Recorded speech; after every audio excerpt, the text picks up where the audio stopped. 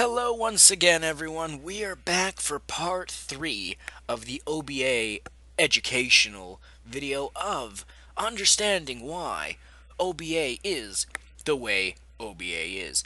I'm still dramatically tired. So, again, if I sound tired, I am. So let's move on. When we left off, we covered romantic relationships and friendships with people or for people with my personality type, which is the logician or logician or however you wish to pronounce it or however it is pronounced. So, part 3 here, we're going to be covering parenthood. Does not apply to me, but you will still cover it. And career paths. And then, of course, in part 4, workplace habits and conclusion. So let's get into parenthood. This part won't probably be as long as the other subjects. And look at this. See, we got a fucking mouse trying to stab us. And we're too busy with whatever we're focused on to even pay attention. We got a robot committing suicide by pulling his plug or drowning himself with water. A Venus flytrap poison ivy plant attacking someone. A robot trying to dunk a cat. It's anarchy, it's chaos all around us, but we don't pay attention. But anyway, here we go. Parents. In parenting roles, as with many social roles, people with our personality types find themselves facing a robust, healthy challenge. Not a naturally sensitive type, our personality types struggle to identify with the raw emotions and irrationality that are often the standard with young children who have yet to develop the sort of self control and logical thinking that we take for granted.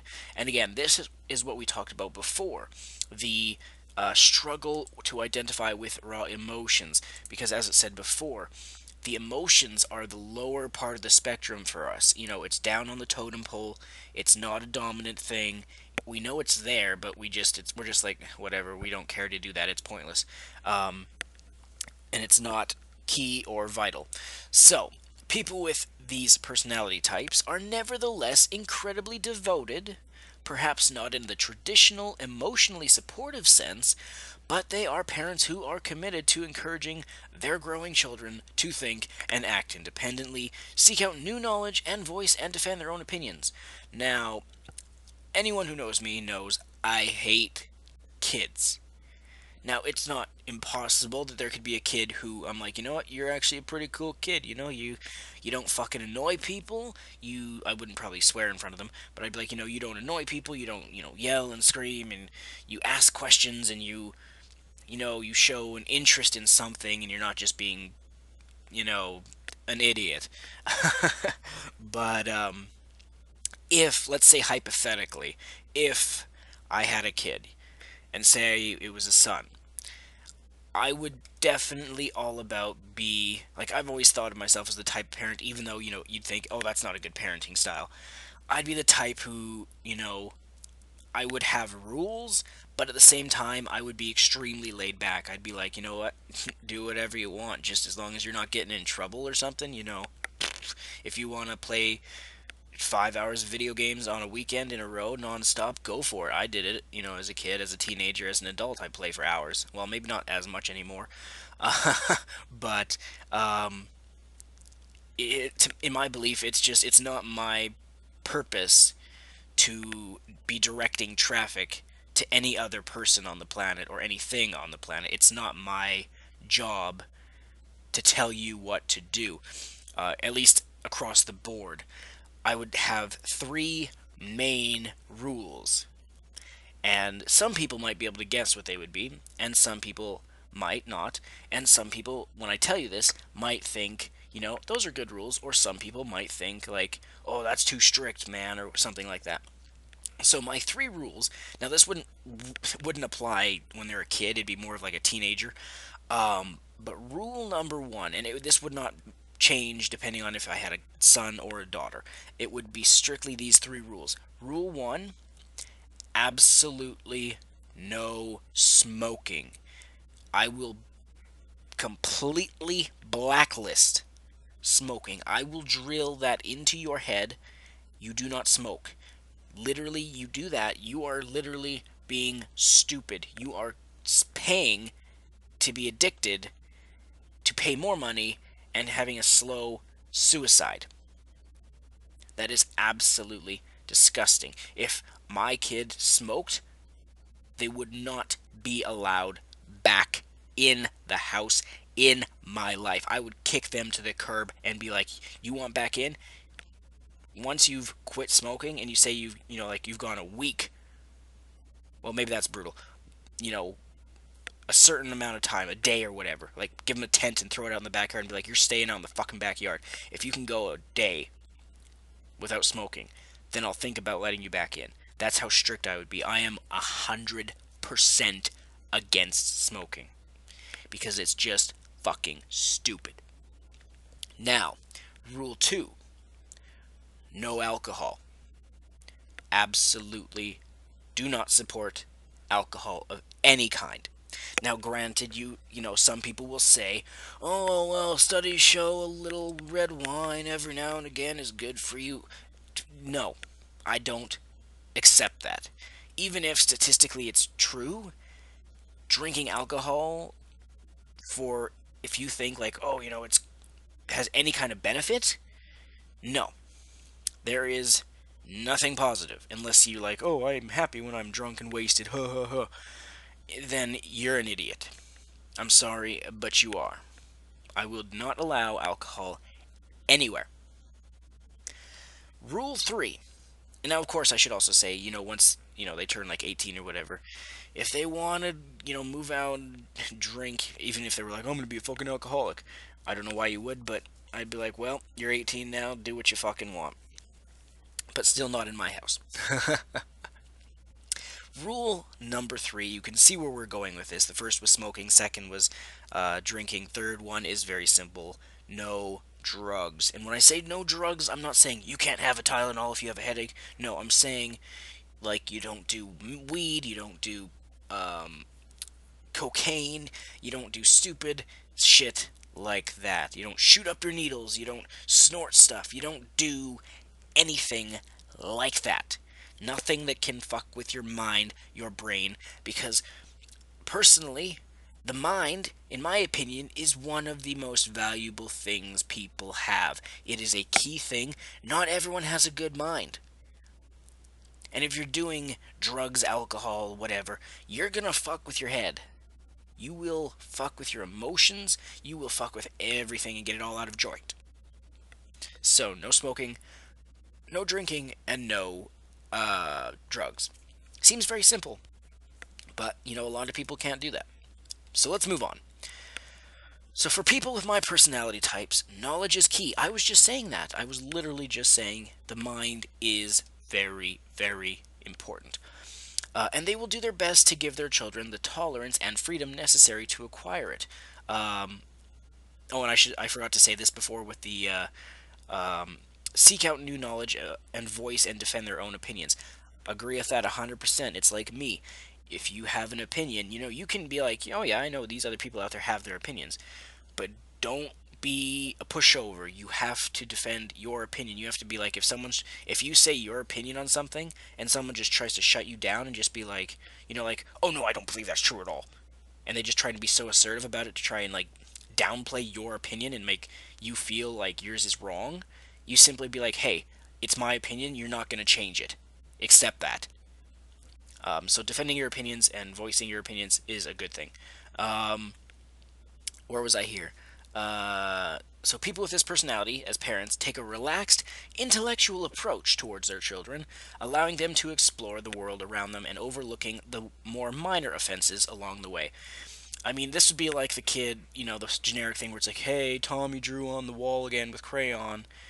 That'd be the thing where I'd be like, in the pictures where we don't see what's going on in the world, we'd be the type who would, one day we'd walk down the hallway and then we'd be like, "Huh? Did I just see something?" And you turn around, look back, and you'd be like, "When the hell was crayon on the wall? Did I do that? Was I thinking and I wasn't realizing it?"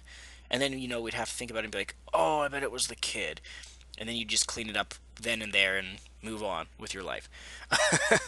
I mean, I can't speak for everyone with my personality types, but that's how it would go for me. I mean, sometimes if I was stressed or something, I'd probably be like a little cranky. I'd be like, "You drew on the wall again? Why? Did you think the wallpaper was bland and you wanted to spruce it up?" Something like that. But anyway, where were we here? Having no interest in exerting control over other human beings. That's exactly what I've said. How many times have I said that?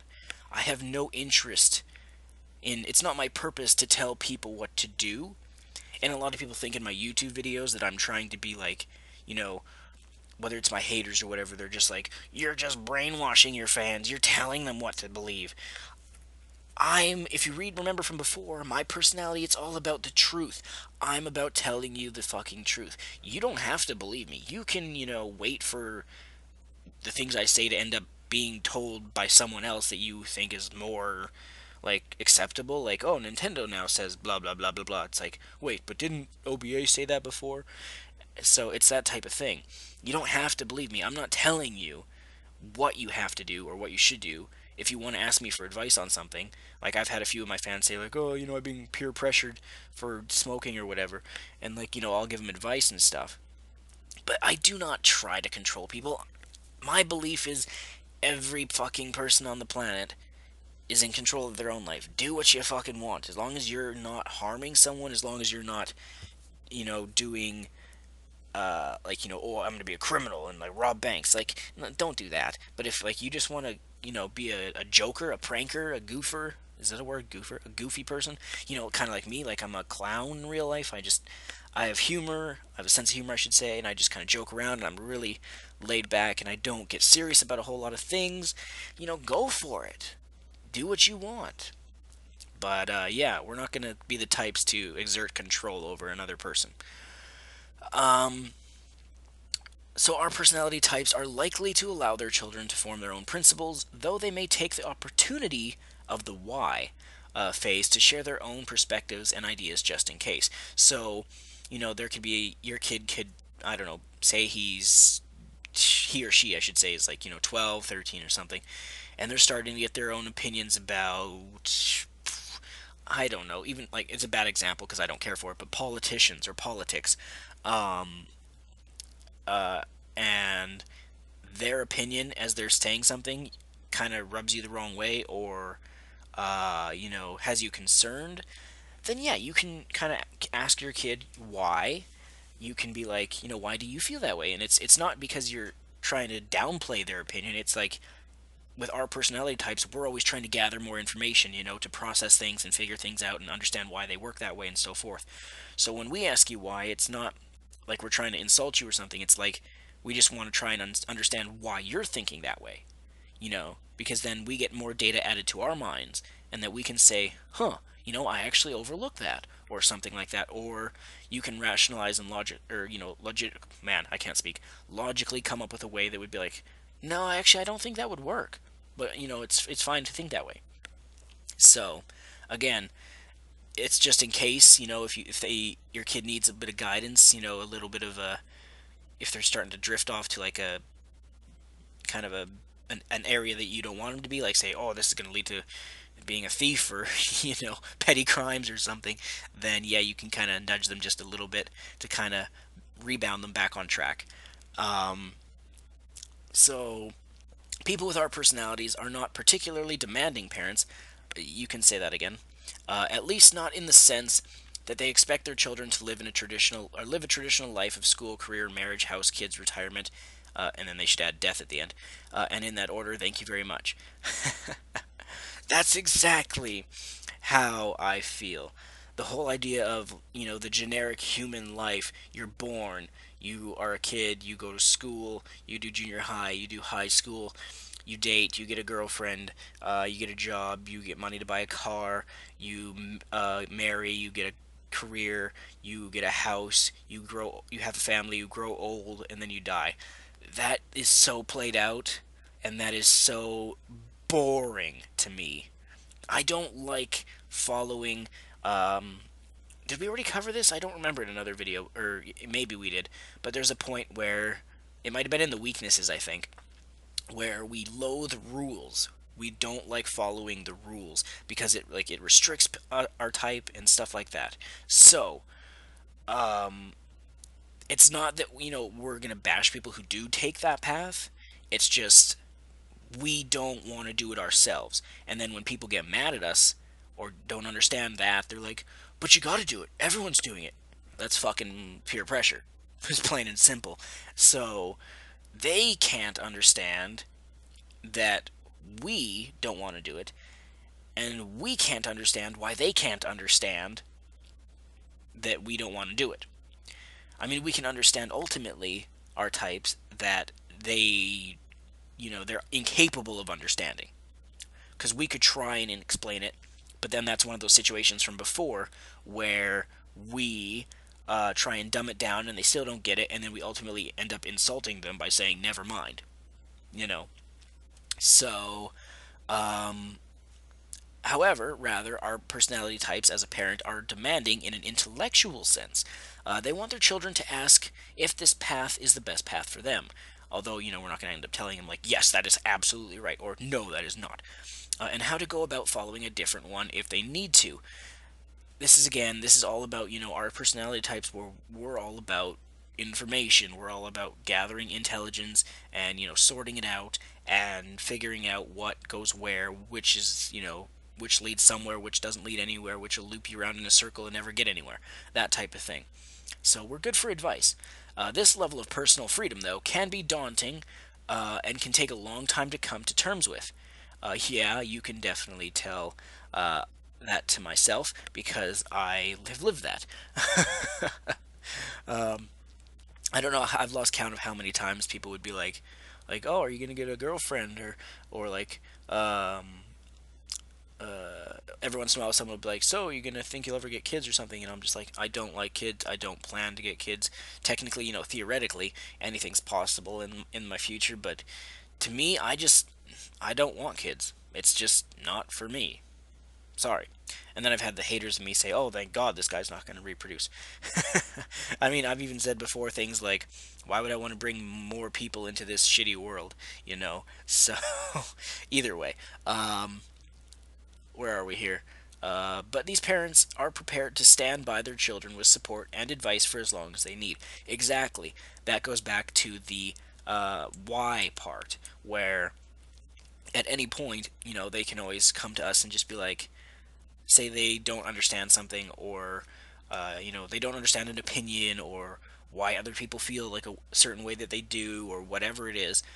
Then they can ask us, and then we'll be able to try and explain with our analytical skills, if it's possible, why things are the way they are. We dissect things, like, not physically, we literally, like, or how do we describe this? We figuratively, we dissect information. So, let's move on here. Um, while there is hardly a better parent for having rational, intelligent discussions with their children, there is hardly a clumsier example when it comes to providing the emotional support that many children need, especially as they approach their teenage years. So let's stop there. So, again, there is hardly a better parent for rational, intelligent discussion. So, if you're the type, when you're at the point where um, you're a teenager and up, even though, kids, when you're a teenager, you don't want anything to do with your parents because they're uncool, blah, blah, blah, blah, blah. I sound super old saying that. But either way, when they're at the point where they're not a kid who needs the emotional support, like, this feels mean to say or wrong to say, but, like, maybe the mother would be handling the emotional side. But when they become, a teenager and older, then people with our personality types could be, the preferred parent or person to go to that is for rational, intelligent discussions. Um, so, in this area, our personality types will need to either rely on a more capable partner, which I was just talking about, where, like, the female, or, I mean, it could even be the other way around. It could be the wife is this personality type like me and the guy isn't. It would be a rare case. But, and no, I'm not saying that guys are more this personality type. I'm saying a guy who has his emotional side higher up than these personality types would be a rare thing. So, um, need to rely on a more capable partner, or to take themselves far out of their comfort zone in order to empathize without trying to clear away the tears with an endless series of rational suggestions and blunt truths. Now, that's a bit of a funny story. or funny point, because if you imagine that, that'd be like, a kid, uh, say he falls down, like he just trips or stumbles and bonks his head on something, and he starts bawling his eyes out. It's not going to do the kid any good for us to just be like, okay, let's see, you've tripped here because you tripped over your toy car, and then you bonked your head here. Okay, let's measure this, get out a ruler stick, and get all, analytical about it. And then you're just like, okay, I've got a solution. We're going to make sure that this hallway is always clear, and then we're going to put a helmet on you. Like, that's not really going to help the kid very much. So, let's move on here. Not just life, but good life.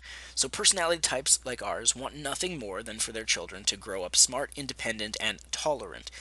But if they want them to be well adjusted too, they must make this effort. Personality types of this style, our parenting styles affords, or wait, what?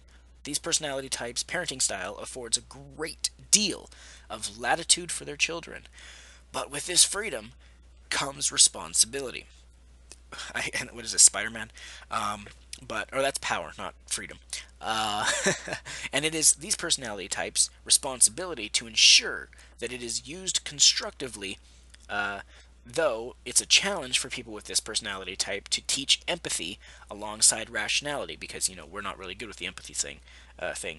If they are able to pull it off, their children will grow into confident adults who know how to ask questions, use their minds, and take care of themselves no matter what comes their way. So, in a way, our kids would even become better than us because, we don't have the empathy thing as strong.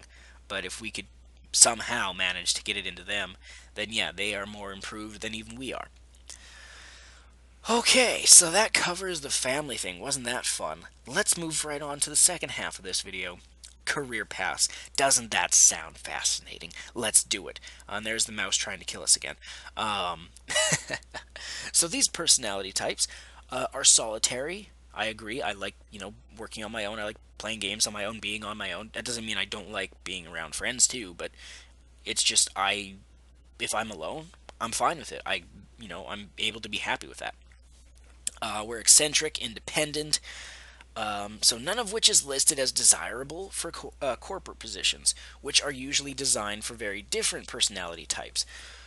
So basically, it's saying, our personality is not exactly the most required or sought after um, personality types for corporate positions.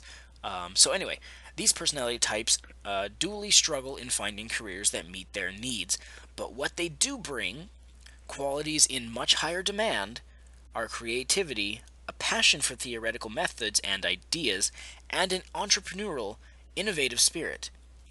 Now, who does that sound like? I'm going to give you a second here to think. Is that all the time you needed? See, you probably are not even going to know where I was going with that. But to me, this, uh, qualities in much higher demand are creativity, passion for theoretical methods, ideas, and, not necessarily entrepreneurial stuff, but innovative spirit.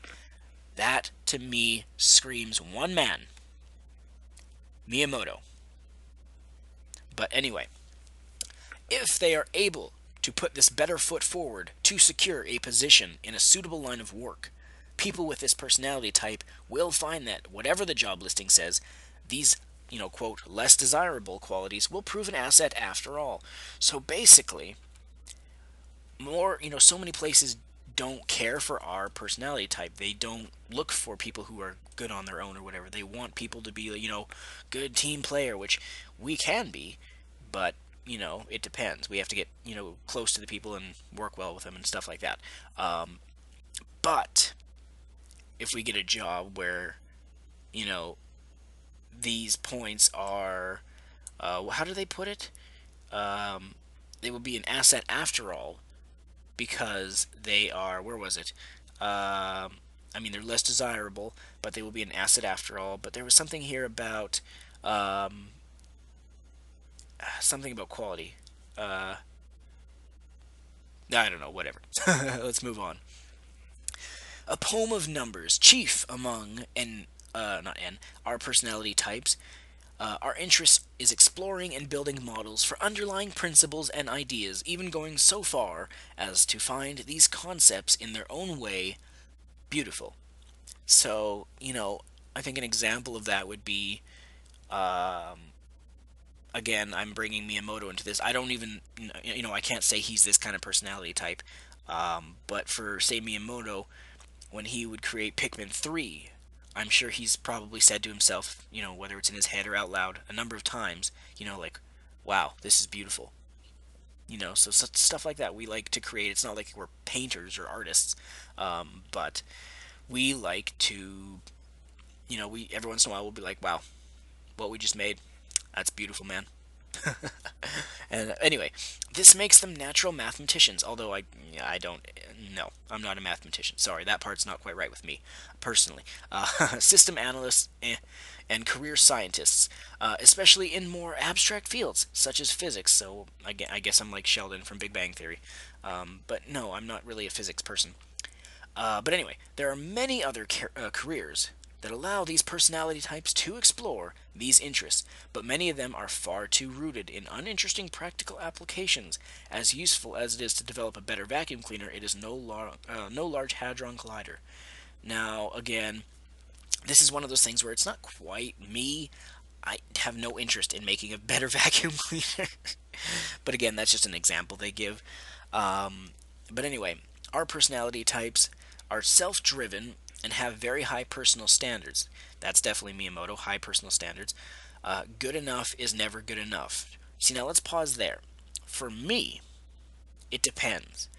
There could be a time where, say, I'm cleaning up my desk or a table, or I'm putting a poster up on the wall and the poster's a little crooked, or like when I was cleaning the table, there's still a few things left.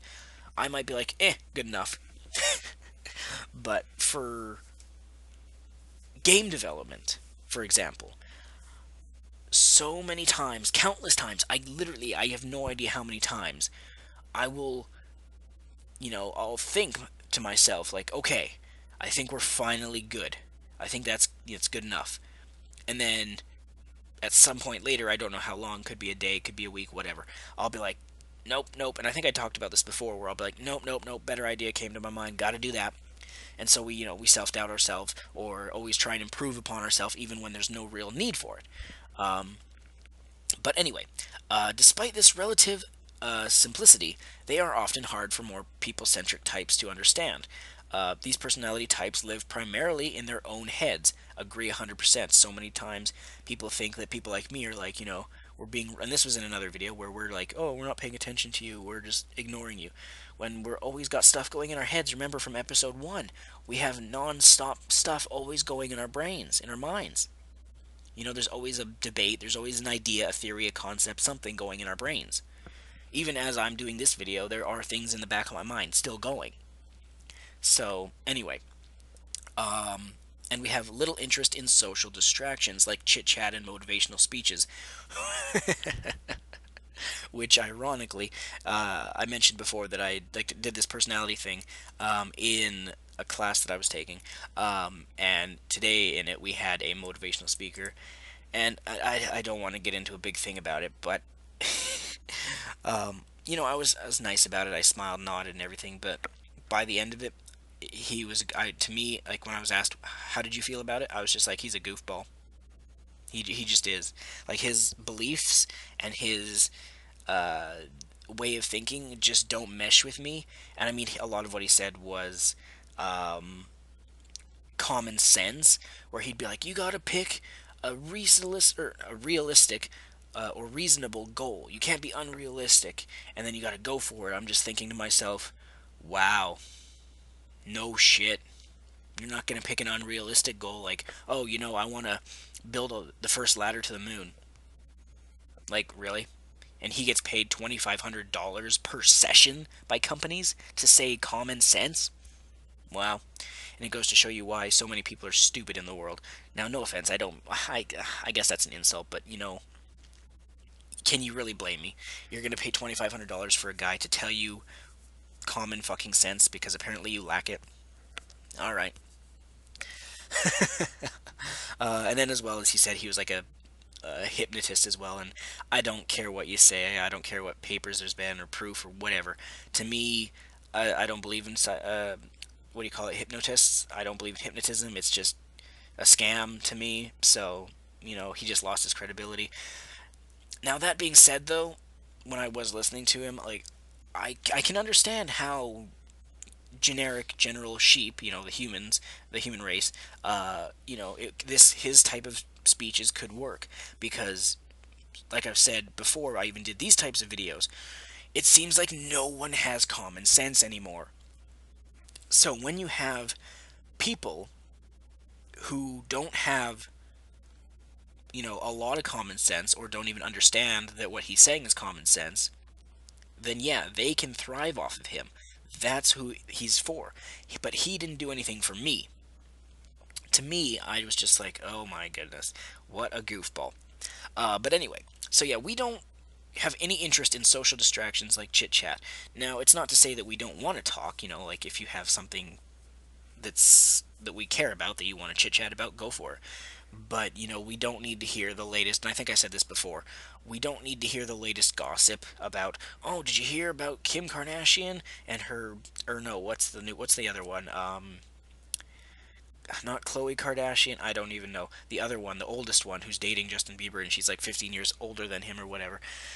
I don't care for that. That's pointless jibber jabber that has no benefit to me, no benefit to you. You're just passing on pointless information that will bounce around in my brain and just clog up the space. So anyway, our personality types really want is to immerse themselves in an interesting project. So that's kind of like, I mean, you could say Sakurai. He really, really did immerse himself into Smash Bros. You can say Miyamoto. You can say whatever. But anyway, and anything that interrupts that, be it overactive managers, the need to manage others, or office parties or meetings, yeah, fuck parties, are simply unwelcome burdens. When people, it's like when I've been asked before, like, hey, do you want to go to a bar or do you want to go party or something? To me, to my personality type, those things just are hindrances. They're unwelcome burdens. It's just, I don't care for that. It's not for me.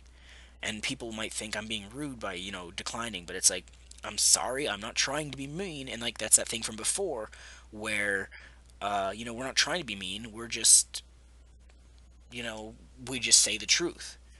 So that's that. Oh, and I want to say before I forget, because this is in the careers thing, and I've mentioned like Miyamoto and even Sakurai here. I was gonna say, I might have said this a few times in past videos. If I could compare myself, kinda sorta, in a way with another game developer, even though as much as I'd like to say, Miyamoto, uh, there is a certain name that comes to mind that is very close to describing me, which is a Platinum Games developer. I believe he's Platinum Games, I'm pretty sure, is Hideki Kamiya. Now, you might have to think about it and be like, what's the connection there? If you remember when Bayonetta 2 was being made, and he was being spammed on Twitter and everything about, hey, is Bayonetta gonna be Smash? And then, lo and behold, she is. But he was just like, I don't know. I don't fucking know. Leave me alone. And eventually, he was so pestered that he literally on Twitter or whatever said something like, Smash Bro fans, fuck off. And everyone loves Kamiya because he's an asshole, but everyone still loves him. So that's kind of like me. I can come off as a real asshole, but at the same time, there's people who like me still, and there's people that don't, you know? So that's where a similarity comes in there between me and him. Both game developers. I'm not saying I'm as talented as Kamiya. Don't get me wrong. That's not what I'm claiming at all. Developer wise. But both game developers, both uh, can be assholes. But anyway, let's move on here. For this reason, the flatter the workplace hierarchy, the better, making small technical workplaces and fields such as law, forensics, and laboratory research very desirable for these people, or these personality types. Now, for me, I don't have an interest in law because, the law system, first of all, if you're a lawyer, everyone hates you. If you're into law, that means you're basically just part of a cog in the system, of the broken justice system, because I don't believe the law is, foolproof or flawless, or, there's too many problems there that yeah, you'll go insane trying to figure out how to fix all those. Forensics, I mean, I love the CSI shows, but I don't want to be one. I don't want to be around dead bodies or people getting shot or stuff like that. And then laboratory research, no, not really, not my thing. I'm not a big scientist. Um, but anyway, insightful and open-minded managers who can accommodate these needs will find that their subordinates with these personalities to be a tireless generator of brilliant and unique ideas. So basically, if you have a manager who their personality works well with ours, then to them they're going to be like, man, John, oh yeah, he's a freaking generator. He just goes and goes and goes with amazing idea after amazing idea. And again, you could kind of even say Miyamoto is this, because he always has brilliant idea after brilliant idea after unique idea, and he just never seems to end. But I mean, you could say, well, we music, man, blah, blah, blah. But that's a pass. I give Miyamoto a pass on that. That was just more of like a, you know, I like music, so I want to do something with it. So I don't think he was really trying to go for like a core game being made there. um, but anyway, however, many people with this personality type may do away with the immediate hierarchy altogether, opting instead to provide their services on a freelance basis as consultants. Now, there's another person in the game industry I've talked about numerous times who does freelancing. Uh, Very well known person, and I'm not going to just spit out his name. I'm going to, see if you can figure it out. I'll give you a few hints here. Like I said, I've mentioned him before. It's a guy. He's not a developer per se. He has assisted with, um, was it Retro Studios, I believe? And now more recently, he is, or yeah, it was Retro Studios. And now recently, he is at Playtonic. Who am I talking about? Oh, I think you're going to see the connection right now. Of course, I'm talking about David Wise, the composer of Donkey Kong Country Tropical Freeze, as well as, one of the two main composers for Ukulele, him and Grant Kirkhope. So everyone knows I'm a major fan and a supporter of David Wise. His music, fucking legendary. And second to pretty much none. I mean, you could argue the guy who did Ocarina of Time's music, his is up there too. But, you know, you could always choose to be a freelance person, where if you've actually gotten to the point where you have a good reputation like David Wise, and you know that people will hire you because they know you have such a high standard and a high, you deliver, then yeah, you can choose to not be locked down to one company. You can just kind of bounce wherever you want and be like, oh, this guy wants my help, oh sure, I'll help you make some music, sounds like a fun time. you know so I mean, if he really wanted to, David Wise could, Microsoft could pay him to make a game for them. I don't necessarily know if he would, since he's kind of always been orbiting around Nintendo and Retro and now Playtonic. So I mean, he could. It's his choice. But either way, people with this personality type could be a freelance. That's always a choice. Uh, anyway, emotional values, a mere illusion. Dun dun dun. So where our personality types do not thrive, though, in the workplace, or is in workplaces that require them to provide a high degree of emotional satisfaction. So basically, being a cruise ship masseuse, nah, it's not going to work out for us. Or being like a or is it psychiatrist or psychologist? I can't remember. But either way, our personalities struggle to understand emotional exchanges, and service oriented positions will prove baffling and exhausting for them. Though our personality types are talented analysts who are perfectly capable of understanding the theoretical importance of customer service, the day-to-day application of such a scheme is simply better left to more people-orientated personality types. So basically, we're not exactly the best when it comes to dealing with people. Now, I've had people tell me before, it's like, oh, but people skills, No matter what, like, what's your ultimate goal? Or, you got to have, people skills so you can deal with your customers on a daily basis. And I'm just like, actually, that's not quite true. For me, being an indie developer, you would be, only around your team. We don't have customers coming in. We aren't giving tours of the building.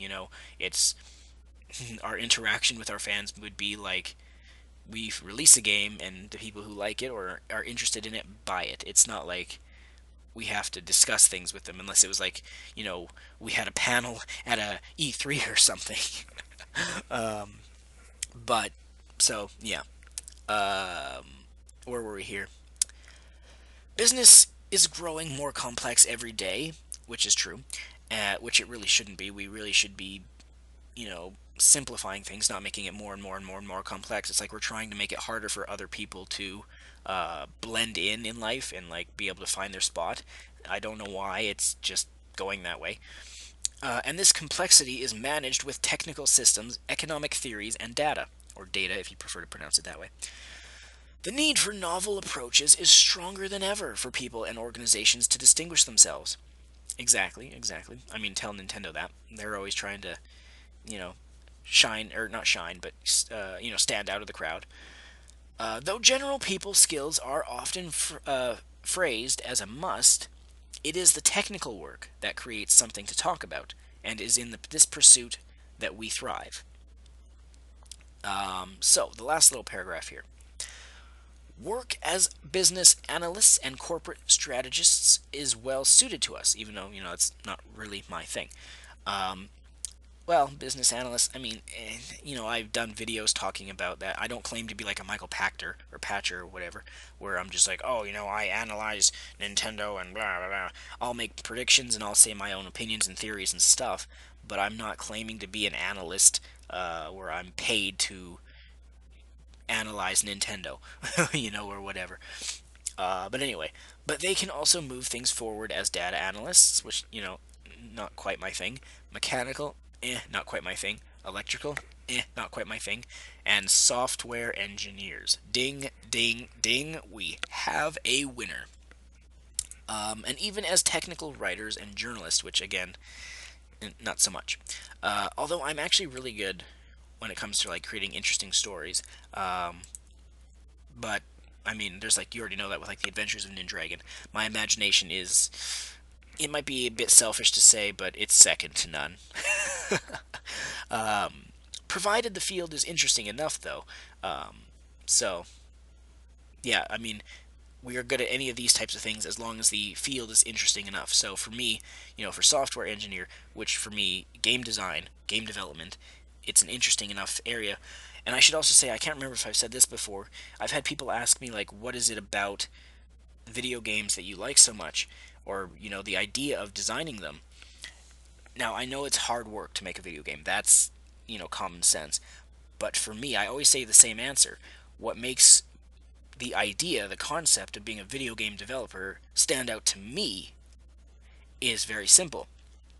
It's the fact that you can turn, an image in your own mind, a story in your mind, just a character, a whatever, a world, an entire fucking world in your mind. You can turn it into something in reality and share it with other people so that they can see what was going on in your head. That's the passion. That's the key factor. That's the interesting thing that piques our interest, that makes us interested. I mean, technically, it's not. You're not really bringing it to the real world. It's virtual, but still. Uh,